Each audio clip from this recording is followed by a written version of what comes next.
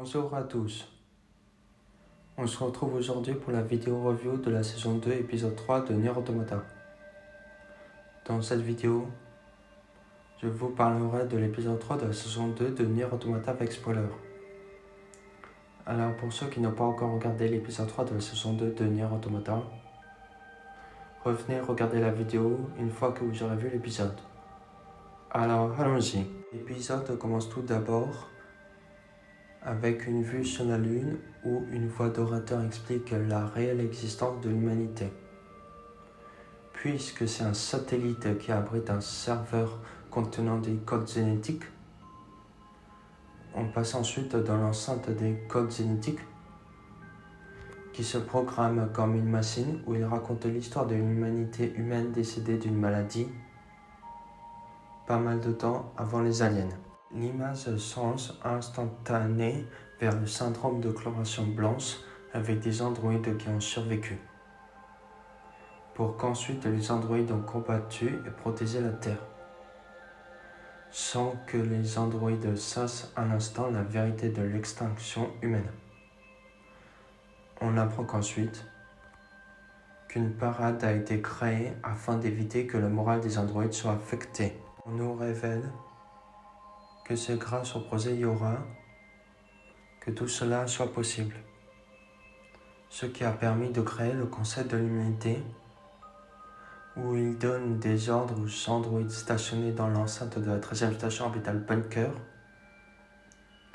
On revient ensuite sur le commandant blanc où on apprend que le groupe Yora ne sert qu'à cela, avec Tubi qui conclut où elle révèle que son vrai nom est 2E. Elle se met à expliquer étape par étape le réel but d'un modèle exterminateur où elle sert qu'à tuer les espions et les androïdes qui découvrent la vérité.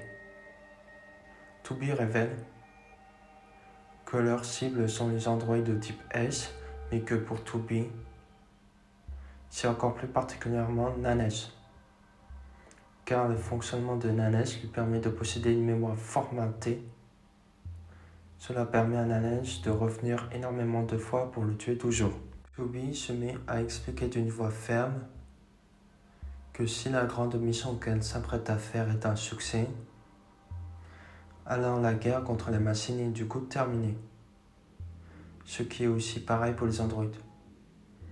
On revient ensuite sur Nanes avec Tubi qui se dit que pour elle et Nanes sera enfin fini pour de bon. Plus tard, dans un centre de bataille, un coup de lame bien visible apparaît afin qu'une machine se prenne le coup et de tomber ensuite sur le sol. Mais une machine surgit de nulle part et donne un coup en direction de l'androïde avec l'androïde qui esquive dans le ciel. Le combat continue ensuite entre l'androïde et la machine avec la machine qui explose. Une fois que le combat terminé, l'androïde appelle à la salle de commandement de la 13e station orbitale Bunker où elle leur dit que la zone est sous contrôle avec un retard de 10 minutes. L'androïde demande au pod de lui montrer le prochain endroit à balayer la zone. Le pod répond à l'androïde qui lui envoie les données. Un bruit se fait alors entendre et l'androïde regarde dans la direction du bruit, afin de voir que le ciel est devenu tout rouge comme une descente à l'enfer qui se prépare. Le pod explique à l'androïde que ce qu'il voit sont les manœuvres de l'opération du groupe Yora et de la résistance. Le panneau d'affichage s'affiche ensuite devant l'androïde. Le capitaine androïde type 3B de la troupe Theta appelle l'androïde où elle demande des renforts à l'androïde, tout en expliquant à l'androïde que les machines qui approchent sont très nombreuses. L'androïde se présente alors sous Tubi qu'on connaît. Tubi répond à 3B qu'elle arrive pour venir en aide à la troupe Theta. 3B remercie Tubi. Le panneau d'affichage devant Tubi disparaît. Pour qu'ensuite le pod 42 ajoute la position de la troupe Theta dans la base de données de la carte de 2B. 2B remarque que le combat prend plus de temps. 2B et pod 42 se mettent ensuite à toute vitesse en route vers leur destination. Pendant ce temps-là, on revisionne le combat de la résistance contre les Goliath Engel, où le Goliath Engel piraté attaque ses semblables et tout ce qui suit ensuite. Lui écoute avec attention le message de discours de Nanes durant sa course. Tubi se donne le nom de Nanes à la fin de son discours, comme si elle espère que tout se passera bien pour lui.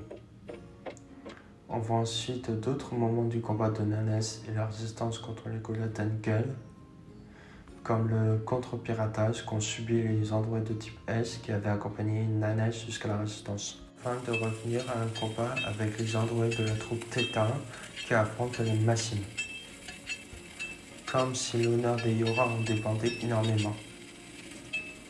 Tout cela va très vite, que les androïdes n'ont pas le temps de voir et qu'ils meurent rapidement comme une tempête qui passe dans la zone. Où les androïdes essaient de sortir de cette situation tout en serrant leurs dents. L'androïde surgit d'un coup dans le ciel avec son épée levée dans les cieux afin de démolir comme une flèche la machine. La machine explose par la suite. L'androïde Yora regarde l'androïde Yora sous le regard d'une déesse descendue des cieux pour le sauver malgré la pénombre froideur des flammes qui bloquent la vision. L'androïde continue par la suite le combat contre les machines afin qu'il ne reste plus un seul. Une fois que l'androïde Yora a fini la menace majestueusement, alors le pod annonce d'une telle rapidité qu'un objet colossal s'approche afin que l'androïde Yora et le pod regardent en direction d'un bâtiment volant des machines fonçant vers eux. Un panneau d'affichage s'affiche devant l'androïde Yora que c'est la troupe Theta qui est présente. On leur explique le plus clairement possible qu'un Goliath volant a percé la défense des androïdes avec un ordre de repli sur la troupe Theta. La troupe Theta, tétanisée de fond, regarde fixement le Goliath volant. Tubi saute alors d'un pont afin d'atterrir violemment sur le sol tremblant et de foncer comme un guépard en direction de la troupe Theta. Tubi, avec sa main libre, prend l'épée de l'androïde blessé et s'arrête sous un tourbillon de vent derrière la troupe Theta. Elle charge ensuite de la puissance dans les lames de ses épées afin qu'elle lance deux attaques super rapides et que le Goliath volant chute vers le sol pour qu'il chute ensuite comme si de rien n'était. Les androïdes de la troupe Theta essayent de résister au vent qu'a provoqué le Goliath volant afin de laisser par la suite un magnifique champ vide de vision. Et à tout cela, Tubi perd son épée et l'épée de l'androïde Theta, où elle se brise instantané. Mais le choc fait jaillir de très puissants courants électriques sur tout le corps de Tubi pour que la vision de Tubi se brouille avec comme des écrans pixels. Alors Tubi retire tout délicatement son casque. La capitaine 3B de la troupe Theta s'approche de derrière de Tubi, où elle propose de serrer la main à Tubi tout en remerciant Tubi. Tubi décline le remerciement où elle explique à 3B que c'est sa mission. Ce qui fait étonner 3B, comme si elle ne s'attend pas à cela. Pod 42 dit à Tubi que des machines s'approchent depuis le ciel. On remarque que des machines sont accrochées aux machines volantes. Tubi fait apparaître une nouvelle épée et 3B donne immédiatement, sans attendre à ses soldats, l'ordre de se préparer au combat. Les machines volantes lassent les machines sur le sol. Les machines se positionnent autour de Tubi et de la troupe Theta. Les androïdes de la troupe Theta entendent un bruit mystérieux et les androïdes se demandent ce que c'est le bruit qu'ils entendent. Les machines font tout de suite sortir avec rapidité le câble et à flasher direct en direction des androïdes. Tous les machines reproduisent alors la même chose comme en s'entend à l'unisson. Une sphère qui passe au-dessus de Toby et des androïdes de la troupe Theta. Alors Toby comprend que ce n'est pas bon. Pod 42 s'adresse à Toby et aux androïdes de la troupe Theta, où il explique une attaque IEM est en cours face à eux. Mais avant que Pod 42 finisse sa phrase, l'attaque IEM est déjà partie avec une telle rapidité. Pod 42 remarque qu'il y a une attaque virale en cours au sein des androïdes Yora présents sur les lieux. Pod 42 s'exerce d'éliminer, mais Pod 42 tombe direct sur le sol sans explication. On revient sur Nanes et Pod 153, où Pod 153 explique à Nanes ce qui se passe avec les androïdes Yora en raison due à cause du brouillage par les machines. Nanes serre ensuite les dents en apprenant cela sans réfléchir. Nanes décide de rejoindre Toby, mais Nanes est retenu par 11S, où 11S essaie de brosser Nanes avec désespoir. Alors Nanes fait apparaître son épée afin de mettre son épée dans les airs en direction de 11S et que l'épée s'enfonce par terre sur le sol avec Toby qui s'agenouille. Toby fait disparaître son épée. Elle remarque qu'elle a baissé sa garde avec l'attaque IEM. Elle se décide à redémarrer Pod 42. L'androïde Yora s'approche de Toby discrètement. Alors Toby regarde avec un air inquiet 3B, où elle demande à 3B si elle va bien. Toby inspecte de plus près 3B et comprend qu'elle est infectée par une infection virale. 3B embrasse passionnément corps et âme Toby, ce qui permet à l'infection virale de s'infiltrer dans Toby.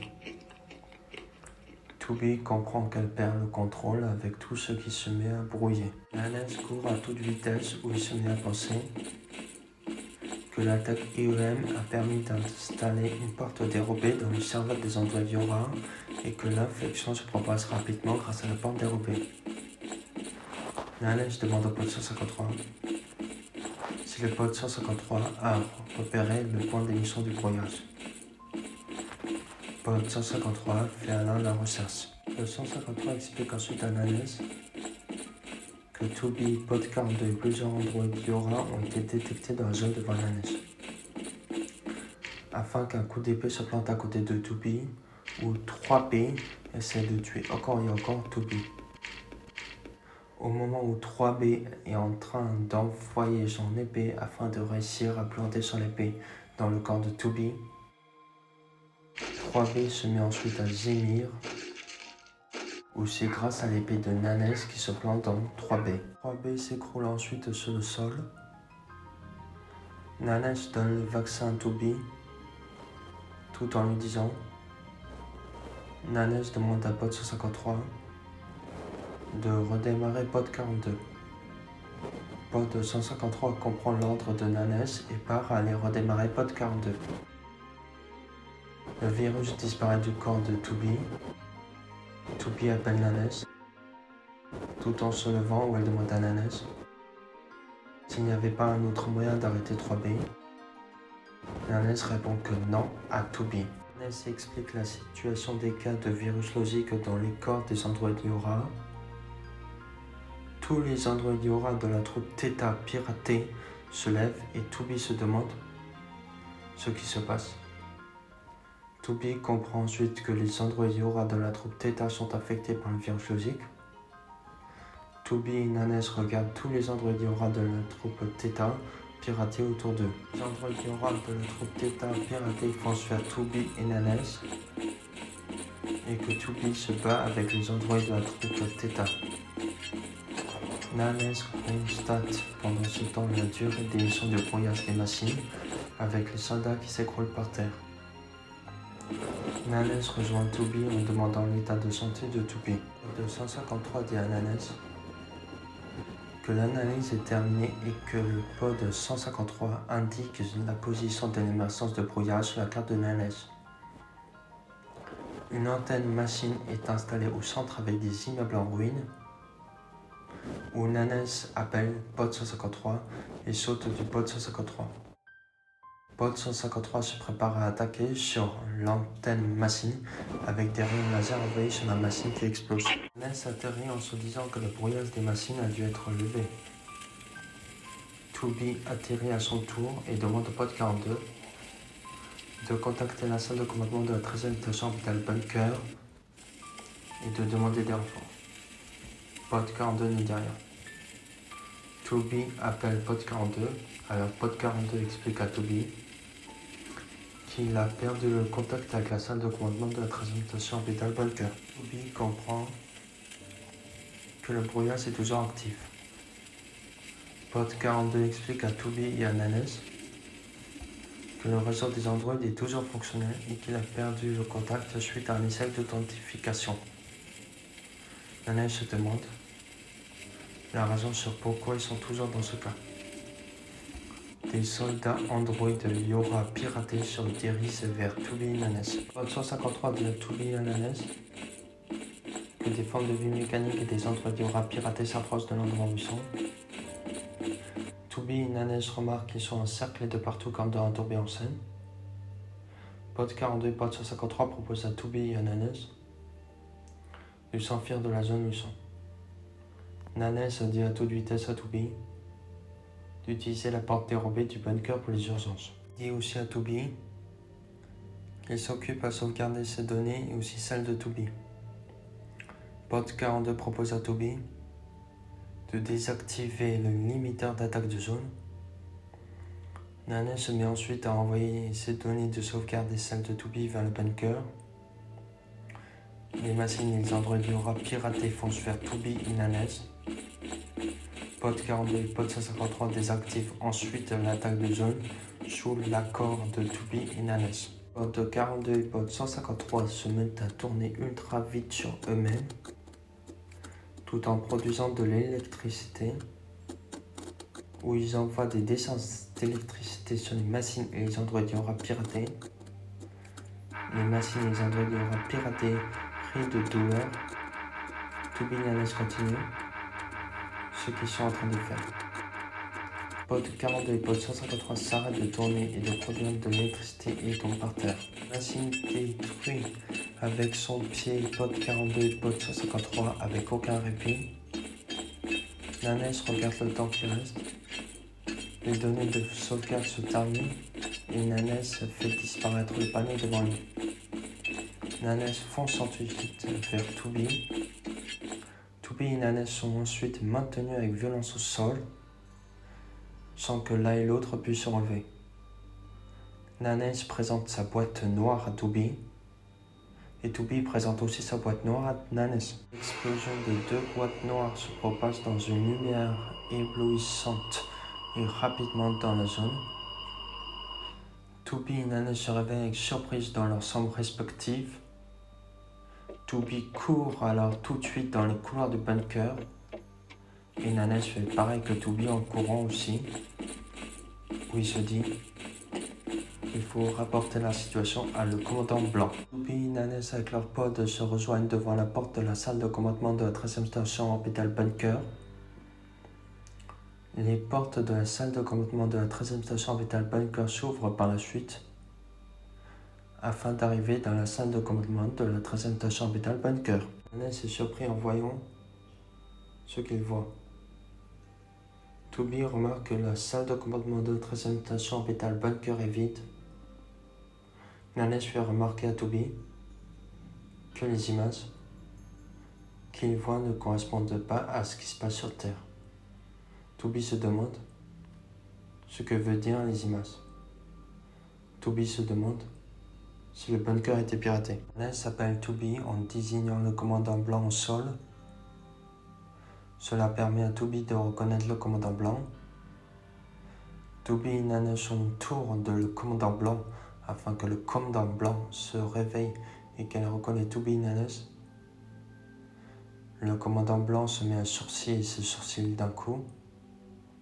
comme si elle se rappelle de quelque chose. Le commandant blanc demande à Toby et à Nanes ce qu'ils font avec elle. Toby et Nanes s'inquiètent ensuite de la santé de le commandant blanc. Nanes demande à le commandant blanc la localisation des opérateurs. Le commandant blanc ne comprend pas et il demande à Nanes ce qu'il veut dire par la localisation des opérateurs. Nanes explique la situation à le commandant blanc. Le commandant blanc écarquille les yeux avec surprise avec la forme qu'elle ne revient pas au moment où elle apprend la situation actuelle des androïdes Aura. Le Conseil de l'Humanité se met à parler à le commandant blanc, où le Conseil de l'Humanité parle d'une situation où les androïdes ont vaincu et démoli les machines. Le commandant blanc demande la vérification des images qu'elle voit à Toby et à Nanes. Nanes explique à le commandant blanc que les communications sont coupées et montre des fausses images à travers un piratage. Toby explique à le commandant blanc la façon sur comment les androïdes Aura ont été piratés. Elle dit aussi, par la même occasion, que le bunker a lui aussi peut-être été piraté. Grand sens d'un coup où un rire féminin se fait entendre en félicitant Toby et en lui disant qu'il faut être doué pour remarquer ce piratage. L'opérateur 60 se montre ensuite sur l'écran. Le commandant blanc appelle ensuite l'opérateur 60. Nanes remarque que ce n'est pas l'opérateur 60. Les filles en robe rouge parlent avec leur voix à travers le corps de l'opérateur 60, où elles expliquent qui elles sont. Le commandant blanc reste fixé ses yeux, comme si elle n'en revient pas. Toby demande tout de suite si ce sont les machines. Les filles en robe rouge, à travers le corps de l'opérateur 60, parlent d'eux-mêmes avec de leurs exploits qu'ils ont fait sur les androïdes. Toby se demande ce que veut dire les paroles qu'elle entend. Le commandant blanc demande la localisation des opérateurs. Les filles en robe rouge, à travers le corps de l'opérateur 60, constatent que les androïdes devant elles n'ont pas remarqué, ou elles disent avec un air ravi que les opérateurs sont avec eux. Pour passer à toute vitesse à tous les opérateurs piratés suspendus au plafond, avec tous les opérateurs qui se laissent tomber du plafond afin de redescendre sur le sol. Toby, Nanes et le commandant blanc se retrouvent encerclés par les opérateurs. Toby et Nanes saisissent sans réfléchir leurs armes face à ce qu'ils voient. Le commandant blanc ne s'attend pas, au contraire, que les opérateurs étaient possibles d'être piratés. Nanes demande une solution à Toby. Le commandant blanc demande aux filles en robe rouge, à travers le corps de l'opérateur 60, la raison de ce choix. Les filles en robe rouge, à travers le corps de l'opérateur 60, répondent avec admiration à le commandant blanc que c'est fait. Les opérateurs s'élancent vers Toby, Nanes et le commandant blanc. Pod 42 prévient Toby qu'il est en train d'amener un module de vol vers elle à l'extérieur, pour que le module de vol prépare ensuite à tirer et qu'un rayon laser part pour aller vers l'endroit où ils sont. Un trou géant se crée à travers l'écran de la salle de commandement de la 13e station orbitale Bunker, où tous les objets se font aspirer avec force et vitesse. Toby et Nanes, avec la compagnie de le commandant blanc, font apparaître rapidement un bouclier énergétique autour d'eux. Les opérateurs disparaissent en un éclair par le trou produit par le module de vol. Le commandant blanc arrive à appuyer sur un bouton malgré cette pression intense de vent. La zone autour d'eux devient rouge afin qu'ils descendent dans les pénombres de la salle de commandement et que le sol se referme derrière eux. Toby, Nanes et le commandant blanc se déplacent. Le commandant blanc, d'une voix ferme, explique qu'il passe par le couloir d'évacuation afin d'aller au hangar. Il s'arrête alors tout d'un coup. Ils parlent ensuite de la raison sur pourquoi ils ne sont pas contaminés par le virus logique. Toby et Nanes passent devant le commandant blanc en courant afin de se positionner devant le commandant blanc avec leur épée. Une fille en robe rouge, à travers le corps de l'opérateur 60, s'approche de Toby Nanes et le commandant blanc, où elle appelle Toubi. Toubi prononce du coup le surnom de l'opérateur 60 par 60. Les filles en robe rouge à travers le corps de l'opérateur 60 supplient avec une voix douce que Toubi joue avec elle. Le corps de l'opérateur 60 perd la tête, comme si elle ne supporte pas avoir des gens qui contrôlent son corps. L'opérateur 60 fonce en sautant ensuite avec surprise vers le Toubi, Nanes et le commandant blanc. Toubi se prépare en posture de combat avec une habitude pas à l'aise. Le commandant blanc réagit immédiatement où elle enlève un crochet de ses habits et elle tue l'opérateur 60 avec l'aide de crochet dans une façon comme si une mère appelle son enfant dans ses derniers instants. L'âme disparaît par la suite du corps de l'opérateur 60. L'opérateur 60 reprend ses esprits et dans ses derniers instants, elle s'excuse pour tout à Toubi, à Nanes et à le commandant blanc avant de mourir. Le commandant blanc serre ensuite très fortement contre elle l'opérateur 60. Par la suite, le crochet tombe par terre. Le commandant blanc s'excuse auprès de l'opérateur 60. Le commandant blanc dépose délicatement l'opérateur 60 sur le sol, où Toubi regrette en même temps la mort de l'opérateur 60. Une alarme se retentit violemment, ce qui les fait surprendre. Les filles en robe rouge ricanent et expliquent qu'on ne peut pas la tuer de la manière qu'ils ont fait, ce qui fait surprendre Toubi, Nanes et le commandant blanc. Elle enclenche ensuite l'autodestruction du bunker. Nanes interpelle le commandant blanc de se remettre en route et Toubi, Nanes et le commandant blanc se remettent en route vers le hangar avec l'opérateur 60 laissé à cet endroit sous le sol. Toubi, Nanes et le commandant blanc arriveront en gare en courant. Toubi se retourne à toute vitesse et dit à le commandant blanc de venir. Au contraire, le commandant blanc s'arrête. Le commandant blanc explique à Toubi qu'elle reste au bunker avec une voix déterminée et les yeux fermés, pour ensuite ouvrir ses yeux afin de montrer clairement à Toubi et à Nanes qu'elle détient aussi les virus nausiques. Toubi et Nanes sont alors surpris. Le commandant blanc explique à Toubi et à Nanes que c'est à travers de sa synchronisation qu'elle est aussi infectée. Toubi essaie de convaincre le commandant blanc, ce qui échoue, où le commandant blanc en profite pour donner la raison du choix pour eux de partir et pour elle de rester avec pour finir un ordre sur Toubi et Nanes de partir, où le commandant blanc ferme aussitôt la porte entre elle et Toubi avec Nanes. Toubi et Nanes envolent ensuite avec le module de vol, tout en quittant furtivement le bunker. Toubi et Nanes regardent ensuite la 13e station orbitale bunker jusqu'à qu'il explose de l'intérieur avec tous les compartiments qui explosent aussi. Toubi et Nanes quittent ensuite de l'endroit en s'éloignant afin de rentrer en orbite à toute vitesse sur la Terre avec la vision loin de et tout, qui attend fortement ce moment. Et l'épisode se termine en disant que l'anime va nous montrer les 5 fins du jeu vidéo de Nier Automata. Dans cet épisode, on a eu le déroulement sur comment les androidura ont été infectés sur Terre, mais aussi sur le bunker accompagné d'une présentation vocale des 2 filles en robe rouge et la destruction du bunker. Merci à tous d'avoir regardé cette vidéo. N'oubliez pas de mettre un pouce bleu, de vous abonner si ce n'est pas déjà fait, d'activer la petite cloche et au revoir.